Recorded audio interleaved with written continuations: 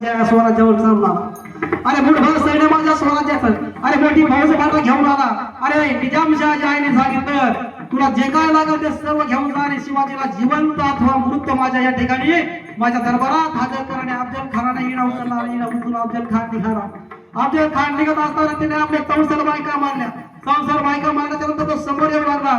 राजाने संकट ओळखलं. अरे माझे राजे त्या ठिकाणी राजगडावर होते आणि राजगडावर आपल्या त्या ठिकाणी आपली पत्नी सईबाई ह्या दुःखाच्या छत्रावर होत्या.